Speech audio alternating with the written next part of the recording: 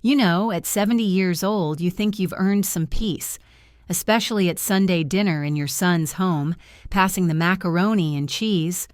But that's when my son, Marcus, asked me, "Ma, what did you do with that $250,000? He didn't ask about my blood pressure. He asked where I put money. Welcome, everyone. Thanks for tuning in. I'd love to hear where you're listening from. Share your city below. Let's begin this journey together. The worst humiliation is when your children decide you've lost your mind. It doesn't happen in a doctor's office. It doesn't come with a diagnosis written on a piece of paper. It happens over dinner. It happens on a Sunday, the Lord's Day, in a house that smells of fried chicken and baked macaroni and cheese. It happens when the person you brought into this world, the boy you taught to tie his own shoes, looks at you across a polished mahogany table and decides you are no longer whole. "Ma, 250,000, my son Marcus said. His voice was casual, like he was asking me to pass the salt. You remember, right? We talked at the Savoy Grill. I put my fork down. The tines made a small, sharp sound against the porcelain plate. In my 70 years, I've learned that the devil doesn't always arrive with thunder and lightning. Sometimes he just slides into a conversation between the main course and dessert. The Savoy Grill? I said, keeping my voice even. Child, the last time I ate at a place that fancy, your father was still with us. Bless his soul. Marcus sighed, a puff of impatience. He was a success, my son. Worked in information technology, something about clouds and data that I never quite understood. He had the big house in a gated community in Prince George's County, the expensive car, and the beautiful wife who knew how to wear designer jeans. That wife, Chloe, was now staring intently at her plate, her perfect manicure tracing the rim. She hadn't said a word. "Ma, I have the transaction right here." He pulled out his iPhone, a sleek black rectangle that seemed to hold all the world's answers for his generation. He tapped the screen. "See? From my corporate account to an account in your name, Martha Beasley, $250,000. I looked at the phone, then back at his face. "Marcus, if $250,000 had landed in my bank account, I promise you, I would not have spent my morning clipping coupons from the Sunday paper. What foolishness is this?" That's when it happened. The first sign of trouble. It wasn't my son's voice. It was the glass of Moscato that slipped right out of Chloe's hand. It shattered on the hardwood floor, a splash of pale wine and glittering shards. "Oh my goodness," she gasped, jumping up. "My new jeans!" But her eyes weren't on the stain. They were on me. A flicker of something I couldn't name. Fear? Guilt? Marcus was already on his feet, grabbing paper towels. "It's okay, honey. It's just a spill." But it wasn't just a spill. It was a crack in the foundation of our family. And right then, a knock came at the front door. It wasn't a friendly knock. It wasn't a neighbor stopping by to borrow a cup of sugar. It was a hard, official rap. 3 times, firm, confident. The kind of knock that expects an answer. Marcus frowned. Who could that be? He walked to the door and I heard the lock turn. A woman's voice, clear and professional, cut through the quiet of the house. "Mr. Marcus Beasley?" "Yes." "I'm Special Agent Dawson. This is my partner, Agent Chen, Federal Bureau of Investigation. We need to ask you a few questions about some recent financial transactions." My heart didn't race. It just went cold and heavy in my chest, like a stone. I looked at Chloe, who was frozen by the table, a paper towel clutched in her hand. She had gone completely pale under her expensive makeup. 2 people stepped into the dining room, a black woman, tall and severe in a dark pantsuit, and an Asian man, younger, with watchful eyes. They moved with a quiet authority that sucked all the air out of the room. This was Agent Dawson and Agent Chen. "Good evening, ma'am," Agent Dawson said, her eyes finding me. They were sharp, intelligent eyes that missed nothing. Marcus was flustered. "Agents, I don't understand. Is there a problem?" "We're hoping you can help us clarify that," Agent Chen said, his voice polite but firm. Our focus is on a transfer of $250,000 from your corporate account at Capital Trust Bank to a newly opened savings account at Chesapeake Mutual. That's what I was just talking to my mother about, Marcus said, a note of relief in his voice. She must have invested it. Agent Dawson looked at me. Mrs. Beasley, did you open an account at Chesapeake Mutual Bank recently? No, ma'am, I said, my voice steady. My banking has been with the same credit union for 42 years. That's what our records show, she said, nodding slowly. The address used to open the Chesapeake Mutual account was on a rental application for a property in Silver Spring. Is that where you live, ma'am? I felt a chill run down my spine. No, I live on the other side of the county. I have for 30 years. Agent Dawson's gaze shifted from me to Chloe. It was a slow, deliberate movement. Silver Spring, near that new high-end shopping center, the one with the boutique you favor, isn't that right, Mrs. Beasley? She asked, looking directly at my daughter-in-law. The one called Lux. Chloe didn't answer. She just stood there, and in that moment, I knew. Lord help me, I knew. My son had accused me of being a fool. The truth was so much worse. The dining room, which had felt so warm and full of life just minutes before, was now a sterile interrogation space. The smell of fried chicken was replaced by the cold scent of impending disaster. Agent Chen pulled a tablet from his briefcase. The ESOP account was mostly depleted within 72 hours of the initial transfer, he said, his tone flat, factual. 2 large cashier's checks were drawn, one for $50,000 made out to a company called Bay Point Realty. Marcus shook his head, confused. We haven't bought any property. And another check, Agent Chen continued, tapping the screen, for $195,000, made out to a newly formed LLC, Magnolia Bloom Designs. I turned my head and looked straight at Chloe, her name for her little hobby. Her dream, she'd called it. Magnolia Bloom? I said, my voice dangerously quiet. You told me you were just picking out new curtains for the living room. Marcus looked from me to his wife, his face a mask of disbelief. Tiff? You opened a design bureau? With that kind of money? She finally broke her silence, her voice high and strained. It was an investment, Marcus. A business opportunity. I was going to surprise you. She started twisting her hands, her words tumbling out in a rush. It's all about diversifying our assets, real estate, design. It's a portfolio. She was using words she'd heard on some television show, and they sounded hollow and desperate in her mouth. Agent Dawson held up a hand, stopping the flow of lies. Ma'am, let's not complicate things. She turned the tablet so we could all see it. It was a video from inside a bank. Grainy but clear. A woman stood at the counter, her back mostly to the camera. She had a figure like Chloe's. She wore a silk scarf over her hair, just like the one Chloe had worn to church last Easter. She was signing papers with a confident flourish. The nameplate on the desk read, Chesapeake Mutual Bank. This woman signed the account documents as Martha Beasley, Agent Dawson said. That's not my mother, Marcus said immediately. The hair is different. She's... Allow me, Agent Chen said. He tapped the screen again. The video froze, then zoomed in on a document the woman had slid across the counter to the teller. It was a driver's license. The name was clearly visible. Martha Ann Beasley. The date of birth was mine, but the picture? The picture was of Chloe, a younger, smiling Chloe. The air left my lungs. It was one thing to suspect. It was another thing to see it.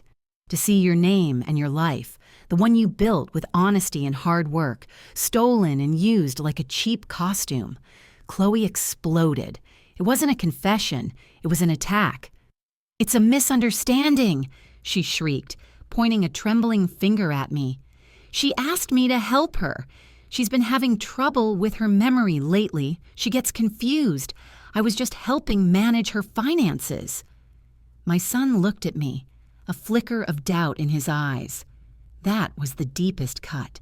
That after everything, he could believe, even for a second, that I was the one who was broken. Agent Dawson's voice was like ice. Mrs. Beasley, this is not a misunderstanding. This is identity theft. It's bank fraud, and it's a federal crime. In that exact moment, as the words hung in the air, Marcus's iPhone chimed. A different sound this time. An alert. He glanced down at the screen. The color drained from his face. "What is it?" I asked.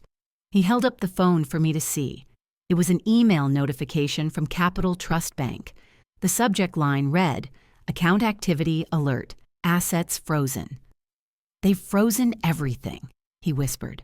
"The corporate account, our joint savings." As if on cue, the recessed lighting in the dining room flickered once, twice, and then went out, plunging us into the dim twilight coming through the windows. A small automated voice echoed from the hallway. "System offline. Bill payment overdue. The smart home system. The lights, the security, all of it. Paid for with money that was now evidence in a federal investigation.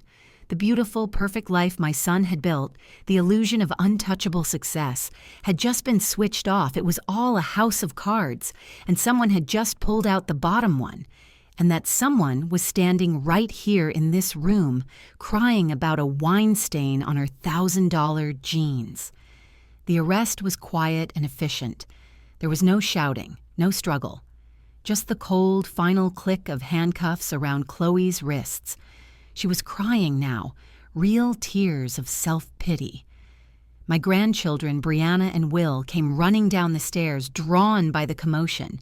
They saw their mother, flanked by 2 federal agents, and they froze. "Mommy?" Brianna whispered, her 10-year-old face crumpling in confusion. "It's going to be okay, baby," Chloe sobbed, trying to reach for her. "Mommy just has to go talk to some people." But the agents were already leading her away. The kids didn't run to their father, who stood motionless by the dining room table, looking like a man who had been hollowed out from the inside. They ran to me. I wrapped my arms around them, pulling them close. Will, only 8, buried his face in my side. I could feel his small body trembling. Over their heads, I watched the red and blue lights of an unmarked car flash silently against the houses of the neighbors. The perfect suburban dream was now a crime scene.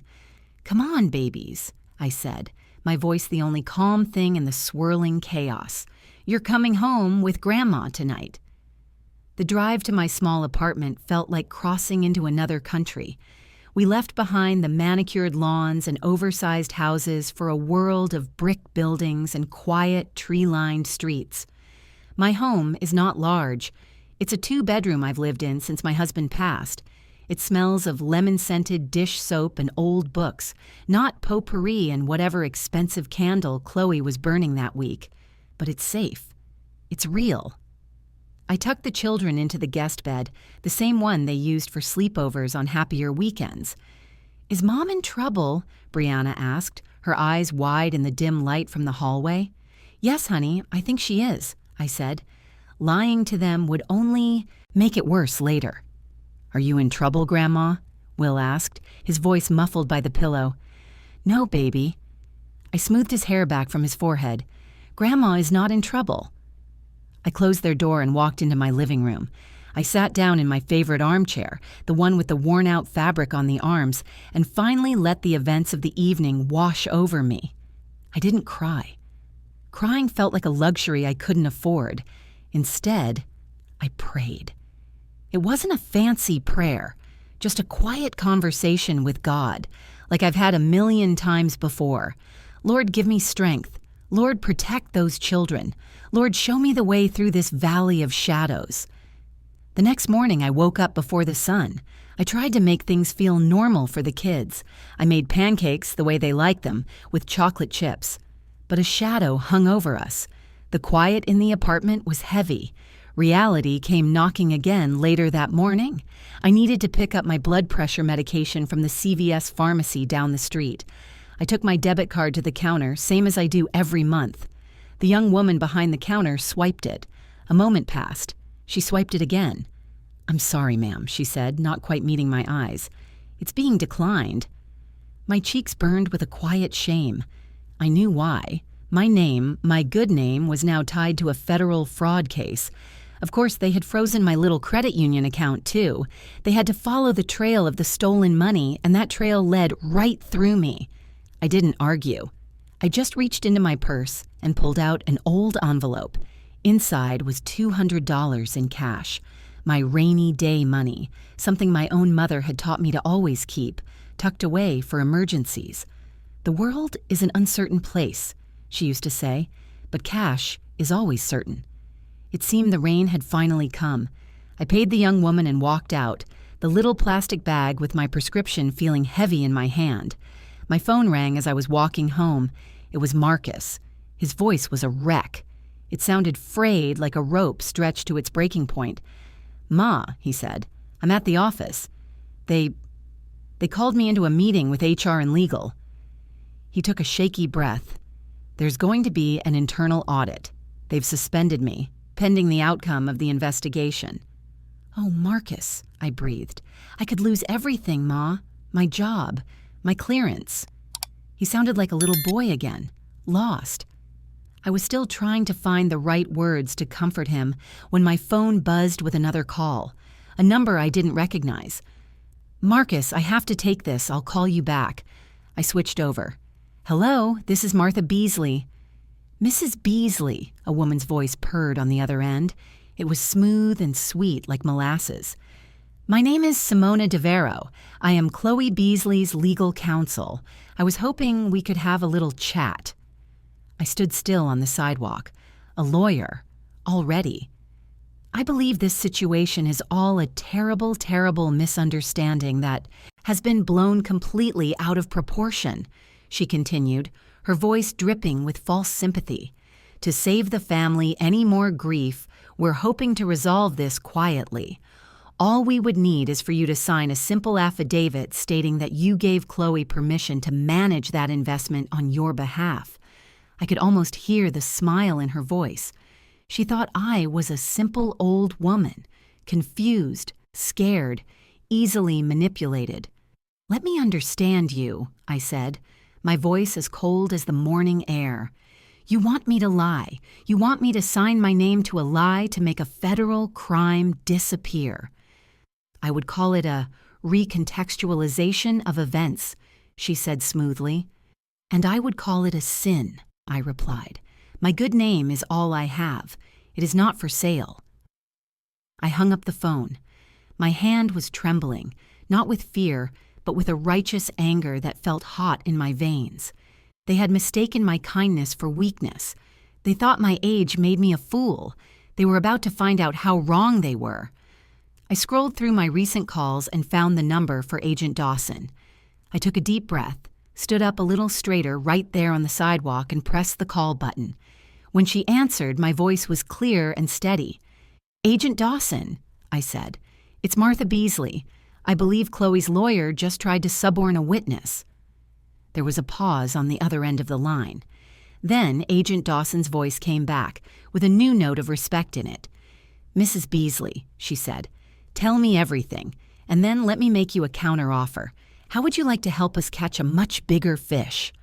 The bank they took me to wasn't a real bank, not the kind with smiling tellers and bowls of cheap candy. It was a sterile, quiet office on an upper floor of a downtown skyscraper that smelled of nothing at all. Agent Dawson and Agent Chen sat across from me at a plain metal table. For the first time, I felt a tremor of fear, a little bird fluttering in my chest. This was real. This wasn't just a family mess anymore. This was a federal case, and I was walking right into the middle of it. "Mrs. Beasley," Agent Dawson began, her voice calm and direct, "your daughter-in-law is a small piece of a much larger puzzle. The company, Magnolia Bloom Designs, the realtor, Bay Point Realty. They're all shell corporations. We've been tracking them for months. They're part of a sophisticated network that targets seniors, stealing their identities to launder money. And Chloe's lawyer, Simona DeVero," Agent Chen added, "we believe she's not just legal counsel. She's a facilitator, a recruiter. She finds people like your daughter-in-law, people who are in debt, who crave a lifestyle they can't afford, and she brings them into the fold." My heart ached for Marcus. He never knew. He worked so hard to give his family everything, and all the while, his wife was looking for a shortcut. The man at the top, Dawson said, leaning forward slightly, is named Julian St. Clair. He's charismatic. He's smart. And he is utterly ruthless. We've never been able to get close enough to him. He's insulated by layers of people, like Devereaux and your daughter-in-law. But now, he's been flushed out into the open. That phone call from Devereaux proves it. They're scared, they're trying to contain the damage, and that gives us an opening. "What do you want me to do?" I asked, my voice barely a whisper. "We want you to wear a wire," Chen said, as if he were asking me to wear a new hat. He opened a small black case. Inside, nestled in soft foam, was a tiny black object, no bigger than a button on my Sunday coat. "We need you to meet with them, talk to them, let them incriminate themselves." I looked at that little piece of technology. It seemed like something from a spy movie, not something for a 70-year-old grandmother from Prince George's County. "You want me to be a spy?" Agent Dawson offered a rare, small smile. "We want you to be yourself, Mrs. Beasley, a concerned mother and grandmother who finds herself in a terrible situation. They think you're a weak link. We want you to let them think that." So that was the plan. My age, my perceived fragility, the very things they thought made me a perfect victim, were now going to be my weapons. There was a certain justice in that, a certain poetry that the Lord himself might appreciate. Agent Chen stood up. "Let me show you how it works." He handled the device with delicate, precise movements. "I'm going to attach this to your cardigan." He chose my favorite one, a soft blue knit I wore to church socials. "It will look just like an extra button. The microphone is incredibly sensitive. Just speak in your normal voice." He clipped it on. I couldn't even feel it. "We'll be in a surveillance van nearby," Dawson explained. "We will hear everything. If you are in any danger, if you feel uncomfortable at all, you give us the signal." "A signal?" "A code phrase," Chen said. "Something you would say that sounds natural, but that we'll know means to come in immediately. How about, 'I think I left the stove on'?" I almost laughed. It was so simple, so domestic, the kind of thing I'd say 100 times without thinking. "All right," I said, "the stove." The meeting was set for that afternoon. Simona Devereaux wanted to see me. She suggested the Savoy Grill, the very place Marcus had mentioned, the place where this lie had supposedly been born. It felt like they were taunting me, trying to build their fiction on top of my reality. I dressed carefully, my Sunday best, a simple dress, my blue cardigan with its new button, and the sturdy, comfortable shoes I always wore. I wanted to look like myself, Martha Beasley, not a victim, not a spy, just a woman who was tired of being lied to. Walking into the restaurant was the hardest part. The air was thick with the smell of expensive food and quiet conversation. Simona Devereaux was already there, sitting in a plush booth, a glass of white wine in her hand. She was elegant, dressed in a sharp cream-colored suit. She looked like money, old money, the kind that never had to worry about a bill being declined at the CVS. "Mrs. Beasley," she said, her smile as smooth as her silk blouse. "Thank you for coming. Please sit." I slid into the booth opposite her. A waiter appeared instantly to fill my water glass. "Would you care for some iced tea?" she asked. "Sweet tea if you have it," I said. It was a small thing, a piece of my southern roots in this cold, calculated place. She made a little face, a barely perceptible wrinkle of her nose, before smiling again. "Of course." For the next few minutes, she talked. She talked about the stress this was putting on the family. She talked about the children, Brianna and Will, and their delicate emotional states.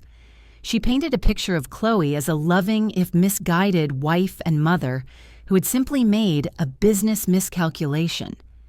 "We all want what's best for the children, don't we?" she said, leaning forward, her voice a confidential whisper. "A lengthy court battle, the press. It would be so damaging for Marcus's career, for the family's reputation in the community. I let her talk. I just sat there, sipping my sweet tea, the ice cubes clinking against the glass. I felt the tiny weight of the microphone on my cardigan. I wasn't just Martha Beasley anymore. I was a witness. "All this can go away," she said, placing a manicured hand on the table, inching it closer to mine. "One signature. That's all it takes. An affidavit saying Chloe had your permission. A simple family arrangement." I looked at her hand, then into her cool, calculating eyes. She thought she was winning. She thought she had me. "I will not lie," I said, my voice quiet but firm. "I will not put my name on a document that is built on a falsehood. Not for you, not for Chloe, not for anyone." I felt like I wasn't just a woman in a restaurant. I was a woman speaking the truth, and a team of federal agents was listening to every word. It was a strange and powerful feeling. Simona's smile tightened at the edges. She had not expected this. She had expected tears, fear, compliance. She leaned back, taking a sip of her wine. The mask of sympathy was gone. Now it was all business. "That is a very principled position, Mrs. Beasley," she said, the words clipped. "But principles can be very costly." The conversation was over. We both knew it. I placed my napkin on the table and stood up. "Thank you for the tea, Miss Devereaux," I said. As I walked out of the restaurant, my heart was pounding, but my hands were steady. I had faced the first test, and I had not blinked. That evening, as I was washing the dinner dishes, my phone buzzed with a text message. It was from an unknown number. The message was short, unsigned. "My partner would like to meet with you. He believes he can clear up this entire situation to everyone's satisfaction." I showed the message to Agent Dawson when she called a few minutes later. "It's him," she said, a new urgency in her voice. "It's St. Clair. He's making his move." The next meeting was set for a place that felt a world away from a family restaurant, the lounge at the Willard Hotel, a place of dark wood, old leather, and whispered conversations where powerful people made deals. The air itself felt heavy with secrets. I had never set foot in a place like it in my life. Agent Dawson had told me to just act like I belonged there. Bless her heart, she had no idea how out of place a retired church administrator from a 2-bedroom apartment felt in a palace like this. I wore the same blue cardigan. The button felt heavier this time. He was waiting for me in a deep leather armchair in a secluded corner. Julian St. Clair. He was just as Agent Dawson had described him, handsome in a polished, predatory way. He wore a suit that probably cost more than my monthly Social Security check and a watch on his wrist that gleamed under the dim lights. When he saw me, he stood up, and his smile was the most dangerous thing I had ever seen. It was all charm on the surface, but his eyes were cold and empty, like a shark's. "Mrs. Beasley," he said, his voice a low, smooth baritone. He gestured to the chair opposite him. "Thank you for agreeing to meet with me. Please, can I get you something? A glass of sherry, perhaps?" "I'm fine, thank you," I said, sitting on the edge of the plush chair. It felt like it was trying to swallow me whole. He sat back down, crossing his legs. He didn't threaten. He didn't raise his voice. He explained the situation, as he put it. "I feel there has been a great deal of misunderstanding here," he began, steepling his fingers. "Simona can be overly zealous in her duties. She's a lawyer, after all. They see everything in black and white." He leaned in, lowering his voice. "You and I, we understand the gray areas, don't we? The things we do for family." I just looked at him, my hands folded in my lap. "The money Marcus accessed," he said, his eyes watching me closely. "It wasn't from his personal savings. It was from a corporate line of credit, a fund that I manage. It was, shall we say, an unauthorized loan. Chloe was simply trying to be enterprising, to build something for her family. A little misguided, perhaps, but her heart was in the right place. He was weaving a new story, a different lie, one designed to protect himself and shift all the blame onto my son. A police report, a federal investigation. It could be very embarrassing for Marcus, he continued, his voice laced with false concern. It could cost him his career, his reputation, all over a simple family matter that got out of hand. He paused, letting the threat hang in the air between us. Then he delivered the offer. "I want to make this right," he said, his voice softening. "I want to take care of you, Martha. May I call you Martha?" "My name is Mrs. Beasley," I said. His smile didn't falter. "Of course, Mrs. Beasley, I am prepared to set up a trust fund in your name, a significant one, enough to ensure you never have to worry about another thing for the rest of your life, and a monthly stipend as well, for your trouble, for the inconvenience this has caused." It was a bribe, plain and simple. He was trying to buy my silence, to buy my name. And what would I have to do in return for this generosity? I asked. He reached into his jacket pocket and pulled out a folded document and a pen, a very expensive-looking pen. "It's all right here.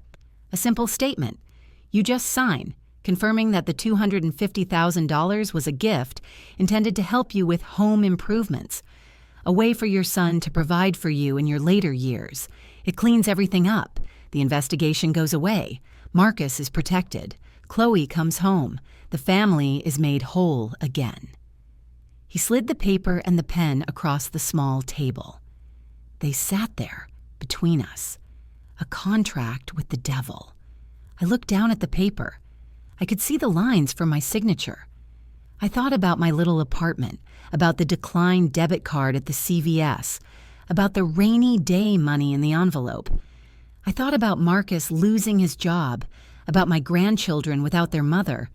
He was offering an easy way out, a quiet end to a nightmare. All it would cost was my soul. I raised my eyes and looked directly into his. "You want me to sign my name to this lie?" I said, my voice as steady as a rock, "and call it taking care of my family?" Julian St. Clair's smile finally vanished. He wasn't looking at a confused old woman anymore. He was looking at something he didn't understand. "Family is everything, Mrs. Beasley," he said, his voice turning hard, the charm dissolving like sugar in water. "Isn't it?" I didn't answer. I stood up from the table, leaving his papers and his expensive pen right where they were. My glass of water was untouched. "I will think about your offer," I said. As I walked away, I could feel his eyes on my back. I didn't look back. I just kept walking, out of the darkness of the lounge and into the light of the hotel lobby. I had faced the devil himself, and I hadn't been afraid. The call came the next day. It was Julian. He didn't waste time with pleasantries. "Have you considered my proposal, Mrs. Beasley?" "I have," I said, standing in my own kitchen, the phone pressed to my ear. The agents had told me to expect this, to play along. "And?" "I have some questions about the document," I said, reading from a script Agent Chen had helped me prepare. "I want to be sure I understand everything before I sign." "Of course," he said, his voice once again smooth and accommodating. He thought he had me. He thought my hesitation was a negotiating tactic. "Why don't we arrange for a private signing? Just you, me, and Simona. We can walk you through every line, this evening, in a small private office I keep in Silver Spring. No distractions." I relayed the information to Agent Dawson. Her voice was taut with excitement. "That's it. That's the trap. He's moving the transaction out of public view. He wants to control the environment." The hours leading up to the meeting were a blur. Agents Dawson and Chen came to my apartment. They went over the plan again and again. They showed me a map of the location, a small second-floor office above a Vietnamese nail salon in a strip mall, nondescript, anonymous, perfect for a crime. "There will be a team in the salon downstairs," Dawson explained, "and another team in a van across the street. We will be watching and listening to everything. The moment you give the signal, we move in." "What's my signal this time?" I asked, my mouth feeling dry. "Something different," Chen said. something that signals you're inside and have visually confirmed both St. Clair and Devereaux are present. How about, oh, I seem to have forgotten my reading glasses. My reading glasses. Another simple, everyday phrase. The biggest moments of my life were now hinging on the most ordinary words. That evening, I drove myself to the address. It felt important that I arrive alone, in my own car just as I normally would. The strip mall was half deserted, the neon signs of a pizza place and the nail salon casting a garish glow on the wet pavement. I found the door, tucked away in an alcove between the salon and a dry cleaner. A small plaque simply said, "Suite B." I climbed the narrow, dimly lit stairs. My heart was a drum against my ribs. Lord, be with me now. The office door was slightly ajar. I pushed it open and stepped inside. It was a single, sparsely furnished room. A desk, a few chairs. The windows were covered with cheap, opaque blinds, and waiting for me were Julian St. Clair and Simona Devereaux. Julian was smiling, that same predatory smile. Simona looked impatient, tapping a pen against a leather-bound folder on the desk. The documents were laid out, waiting for me. The expensive Mont Blanc pen was placed neatly beside them. "Mrs. Beasley," Julian said, his voice echoing slightly in the bare room, "welcome. We're so glad you decided to be reasonable." I took a step into the room. I looked at Julian. I looked at Simona. I looked at the papers on the desk. They were both here. The trap was set. All I had to do was spring it. I took a slow breath and let it out.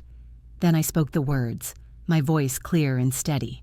"Oh," I said, patting the pockets of my cardigan, "I seem to have forgotten my reading glasses." For a single beautiful second, there was absolute silence. I saw the flash of confusion in Simona's eyes. I saw Julian's smile begin to fade as he realized something was wrong. The air crackled with tension, and then the world exploded. The door burst open with a deafening crash, slamming against the wall. Men and women in dark uniforms with FBI, stenciled in bold yellow letters, flooded into the tiny office. There were shouts. "FBI! Everybody on the floor! Hands where I can see them!" It was a storm of controlled chaos. Julian St. Clair was shoved against the wall, his handsome face a mask of shock and rage. Simona Devereaux let out a small, terrified squeak and dropped her pen. In the midst of it all, Agent Chen appeared at my side, a calm presence in the whirlwind. He gently placed a hand on my arm, shielding me from the commotion. "It's all right, Mrs. Beasley," he said, his voice cutting through the noise. "We have you. It's over." And I looked at the scene. I saw the lies and the threats and the manipulation all coming to an end right here, in this shabby little office above a nail salon. The whole elaborate scheme, the network of powerful people, the mountain of dirty money, all of it was brought down. Not by a gunshot, not by a car chase, but by a 70-year-old woman who simply refused to sign her name to a lie. Being a hero doesn't feel like it does in the movies. There is no triumphant music, no cheering crowds. There is only the quiet, grinding machinery of the law, which moves at its own slow, deliberate pace. After the raid, my life became a series of depositions, witness statements, and endless phone calls with the U.S. Attorney's Office. The FBI executed search warrants on the Magnolia Bloom Designs office and a dozen other businesses connected to Julian St. Clair. The story that unfolded was uglier than I could have imagined. Agent Dawson told me they found files on dozens of other seniors, men and women like me, whose good names had been stolen to wash dirty money through phony real estate deals and fake construction projects. I wasn't the only one. I was just the first one who fought back. My name, which I had guarded so carefully for 70 years, was suddenly public property. It was in the Silver Spring Gazette and on the evening news. Local grandmother key witness in major fraud ring. They used a photo of me from my church's website, one where I was holding a basket of muffins for a bake sale. I looked harmless. I looked like a victim. Reporters started camping out in the parking lot of my apartment building, shouting questions at me when I went to take out the trash. Then the other kind of story started to appear, the whispers.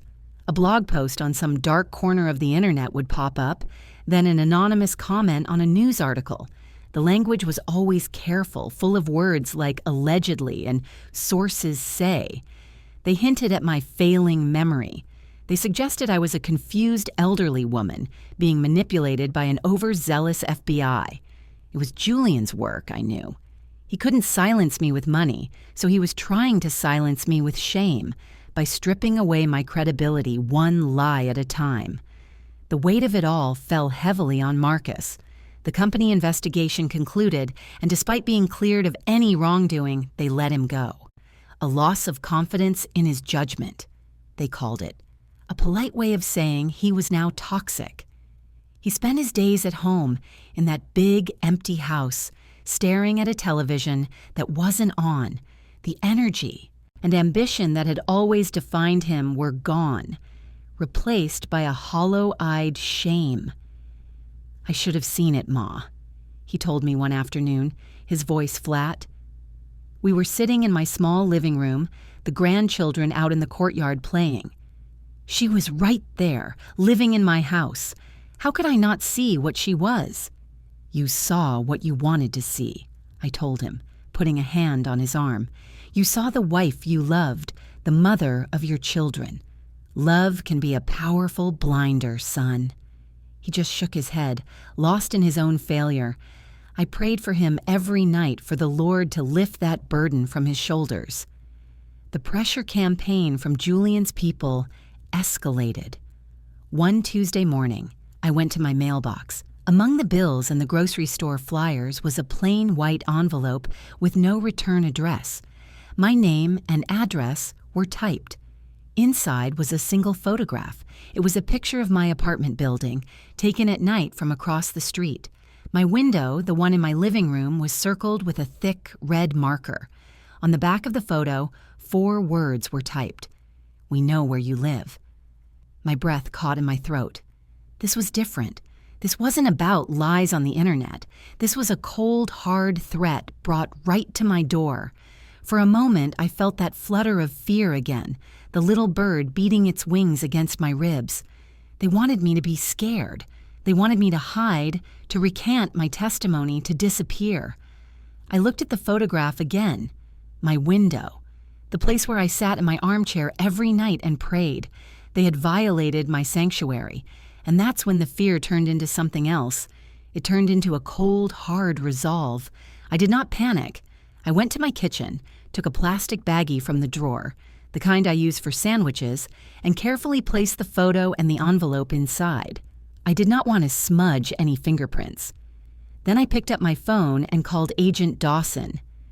"Agent Dawson," I said, my voice as calm as a summer morning, "I believe Julian St. Clair has just made a very serious mistake." That mistake cost Julian St. Clair his freedom. Agent Dawson used the threat against me to go before a federal judge. She argued that he was no longer just a white-collar criminal, but a danger to a federal witness. The judge agreed. Julian's bail was revoked. That evening, U.S. Marshals took him from his luxury penthouse and put him in a federal detention center. The bars that slammed shut on him were real ones now. When you shake a tree, you never know what's going to fall out. With Julian in jail and his network in chaos, the rats started to desert the sinking ship.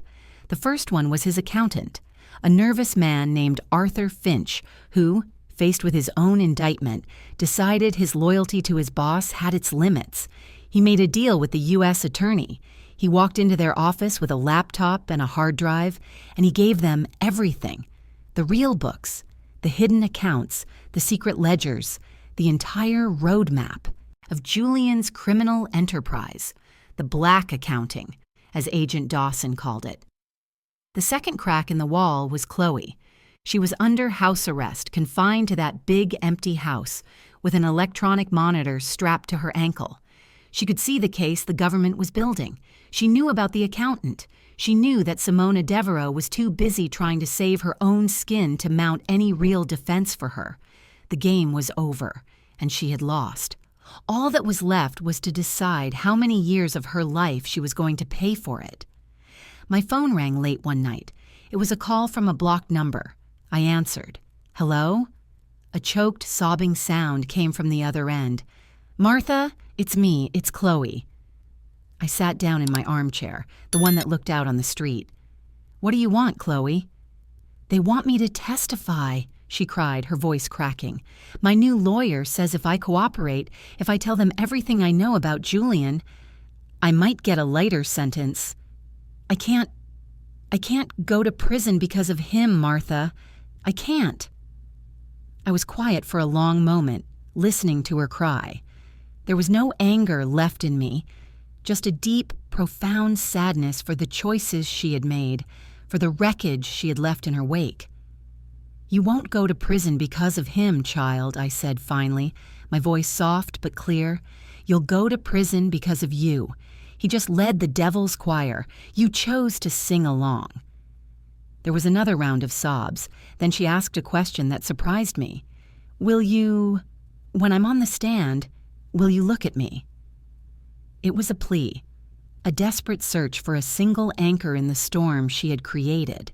She wanted a witness to her confession. She wanted to know that someone from her old life, the life she had destroyed, would be there to see her try to make it right. I thought about my son. I thought about my grandchildren. And I thought about the truth. If you tell the truth, Chloe, I promised, the whole truth and nothing but, I will look at you. If you start to lie again, even a little, I will look at the judge. A shaky breath on the other end of the line. Okay, she whispered. Okay. The preliminary hearing was held in a courtroom that felt too small for all the lives that had been shattered. It was packed. Reporters with notepads, lawyers in sharp suits, and a few of Julian's other victims, older people with tired, worried faces who'd been encouraged to attend by the FBI. Julian was there, in an orange jumpsuit, the expensive suit and charming smile gone. He looked smaller somehow, meaner. I was the prosecution's first witness. I walked to the stand, my back straight, my head held high. I had chosen my outfit with care, my best navy blue Sunday suit and a simple pearl necklace my husband had given me for our 25th anniversary. I was not going to look like a victim. I was going to look like Martha Beasley. The prosecutor, a young, earnest man, took me through the story. The Sunday dinner, the phone call from Simona, Devereaux, the meeting with Julian. I told it all in my own words. Simple, direct. I did not add any drama or point any fingers. I just laid the facts out, one by one, like setting a table for dinner. Then it was the turn of Julian's new lawyer, a slick, aggressive man with silver hair. He approached me with a smile that didn't reach his eyes. He was there to tear me down, to prove to the judge that I was nothing more than a confused old woman. Mrs. Beasley, he started, his voice dripping with condescension. You're 70 years old, is that correct? Yes, sir, I said. And would you say your memory is as sharp as it once was? It is as sharp as it needs to be. You make lists, don't you? For groceries? For errands? He asked, as if he'd uncovered a great secret. I do. Because you have trouble remembering things? He pressed, leaning on the witness box. I looked at him, then I looked at the judge, and then I looked at the jury, and I gave him the truth. Sir, I said, my voice clear and ringing in the quiet courtroom, I make lists because I am organized, not because I am forgetful. If I were forgetful, I likely would have believed the lie that I signed something. A ripple of something, respect maybe, went through the courtroom. The lawyer's smirk faltered. He had no more questions for me. Then they called Chloe. She looked like a ghost of her former self. The designer clothes were gone, replaced by a simple black dress. Her hair was pulled back. She was pale and thin. As she walked to the stand, she did not look at her husband, Marcus, who was sitting in the front row. She did not look at Julian. She looked at me. I met her gaze and held it, just as I had promised. In a quiet, trembling voice, she admitted to everything. She told the court how Simona Devereaux had approached her at a charity function, sensing her unhappiness and her debts. She described how Julian had charmed her, painting a picture of a glamorous life, free from financial worry. She explained, step by painful step, how they had coached her on how to steal my identity, how to open the bank account, how to forge my name. When she was done, there was nothing left to say. Her testimony, combined with the mountain of evidence from the accountant's black books, was overwhelming. The judge didn't need much time to deliberate. He banged his gavel, the sound echoing like a gunshot. "This court finds there is more than sufficient evidence to proceed," he declared. "This case will be bound over for trial." It wasn't a final victory, but it was a victory nonetheless. The truth, which they had tried so hard to bury, had finally come out into the light for all to see. The wheels of justice turn slowly, but they grind exceedingly fine. That's what my grandmother used to say. The months between the hearing and the final trial were a long, gray waiting period. Life was in limbo. We were all holding our breath, waiting for the final chapter to be written. The trial itself was a blur of legal arguments and evidence presentations. I had to testify again to tell my story one last time under the cold courtroom lights. This time, Julian St. Clair wouldn't even look at me. He just stared straight ahead, a statue carved from arrogance. But in the end, the truth was too heavy for his lies to hold up. The jury found him guilty on all counts: racketeering, conspiracy, wire fraud, identity theft. The judge, a woman with a stern face and weary eyes who had seen it all, delivered the sentence without ceremony. Julian St. Clair was sentenced to 12 years in a federal penitentiary. He was also ordered to pay millions of dollars in restitution to his victims, a sum everyone in the room knew would never fully be collected. I watched his face as they led him away in handcuffs, and for the first time, I saw a crack in his mask. It was the look of a man who had built an empire on the illusion of control, only to find himself utterly powerless. Simona Devereaux, stripped of her law license and her dignity, received 3 years for her role as the architect of the legal trickery. Her sharp suits and confident smile were gone, replaced by the stunned expression of someone whose privileged world had just collapsed. And then there was Chloe. Because of her full cooperation, because she had testified against the man who had led her down that dark path, the judge showed a measure of leniency. She was sentenced to 18 months in a minimum security women's prison. 18 months to think about the price of a designer handbag, of a life she thought she was entitled to. As she was led from the courtroom, she looked back at Marcus. There were no words, just a look of profound, bottomless regret. I was given the opportunity to give a victim impact statement before the sentencing. I didn't prepare a long speech. I stood before the court, not as a victim, but as a citizen. I looked at the judge, and I spoke the heart of the matter as I saw it. "Your Honor," I said, my voice quiet, but carrying in the still room. "The law is a room. These people..." They turned out the lights and asked me to sign documents in the dark. All I did was find the switch and turn the lights back on. I went back to my seat. It was done. After the courtroom emptied, I spent 2 hours with a kind woman from the Victim Services Office. She gave me pamphlets and forms, endless pages of paperwork for restitution, for credit monitoring, for support groups. It was the mundane, bureaucratic tail end of a high-stakes drama. Justice had been served, but now the cleanup began. It was a reminder that even after a great victory, someone still has to sweep the floor. In the quiet that followed the storm, we began to rebuild. Life didn't snap back to the way it was. It couldn't. We weren't the same people. We had been tested by fire, and the experience had reshaped us. Marcus found his way back, not to the world of corporate data clouds and high-pressure deadlines, but to something more, grounded. He took a job with a nonprofit organization in the city that helped at-risk teenagers learn computer skills. The pay was a fraction of what he used to make, but for the first time in years, I saw a light in his eyes that wasn't just the reflection of a computer screen. He came home tired, but it was a good kind of tired, the kind that comes from building something real, not just a balance sheet. My grandchildren, thank the Lord, proved to be resilient.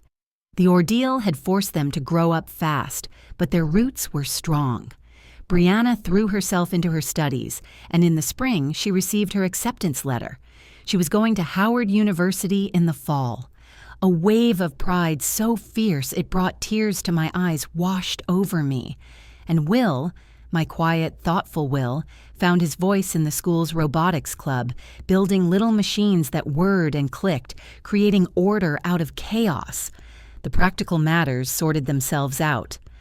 With letters from the U.S. Attorney's Office, my credit history was scrubbed clean of the damage Chloe's actions had caused. My little account at the credit union was all mine again. Then, something unexpected happened. I received a call from a vice president at Chesapeake Mutual Bank, the very bank where the fraudulent account had been opened. He was apologetic, of course, but he had a strange request. He asked if I would be willing to come speak to their new tellers and branch managers during a training seminar. He wanted me to tell my story, to put a human face on the crime of identity theft, to teach them what to look for, the subtle signs, the inconsistencies that a computer might miss, but a watchful human eye could catch. So I did. I stood in a corporate conference room in my blue cardigan, and I told them about the silk scarf and the forged signature. The victim had become the teacher. That experience planted a seed. I started a small, informal workshop at my church. Every first Tuesday of the month, I'd sit with other seniors in the community room with a pot of coffee and a plate of cookies. We'd go over their bank statements, their credit card bills, any confusing letters they'd received. I taught them how to spot a scam, how to protect their good names. My pain had become my purpose. I was building a firewall made of wisdom and community to protect others from the kind of fire that had raged through my own family. After a little over a year, Chloe was released. The first few meetings were hard. They took place in the sterile, neutral territory of a community center, with a family counselor present. The children were hesitant. Marcus was quiet and guarded. Chloe was smaller, humbled. The sharp edges of her ambition had been worn smooth by prison. There were a lot of tears and a lot of long silences. Healing is not a straight line. It's a slow, winding path with plenty of stumbles along the way. But they were walking it, together. A year to the day after that terrible Sunday dinner, I was in my son's kitchen. The house felt different. It was just a house now, not a showcase. I was cooking fried chicken, the familiar, comforting smell filling the air. The table was set for 5. Marcus was there, a calm and settled man I hadn't seen in a decade. Brianna and Will were there, laughing over something on Will's phone, their faces bright with the easy joy of youth. And Chloe was there. She was quiet. She helped me in the kitchen, moving with a gentle uncertainty, as if she were still learning the layout of a house that was once hers. She didn't say much, but her actions spoke for her. She had brought dessert, her famous peach cobbler made from scratch. It was a small offering, a piece of the old life offered up to the new one. When we were all seated, a moment of quiet fell over the table. Everyone looked at me. I took a deep breath, bowed my head, and began the blessing. I gave thanks for the food, for our health, for the day. And then I added something of my own. Lord, I said, my voice thick with emotion, we thank you. We kept our name. We kept each other, and we kept this home. Amen. Amen echoed around the table. Later that evening, after I had returned to my own quiet apartment, I sat in my armchair and looked out the window. I looked at the same patch of night sky that the man had photographed to threaten me. It held no fear for me now. The threat was a ghost, a bad memory. What remained was not the fear, but the knowledge of my own strength. They had tried to take everything from me, my money, my security, my peace of mind. Most of all, they had tried to take my good name, the only true treasure I had ever possessed, but they had failed. My name was Martha Beasley. It was not a signature on a fraudulent document. It was not a case number in a federal file. It was a name that had been built over 70 years of faith, honesty, and love. A name that was now stronger, brighter, and more truly my own than ever before. I had not just survived. I had prevailed. I'm grateful you spent this time with me. If you've lived through something similar, or if my story spoke to you in any way, please share your feelings in the comments. I'd love to hear them. Your stories matter too.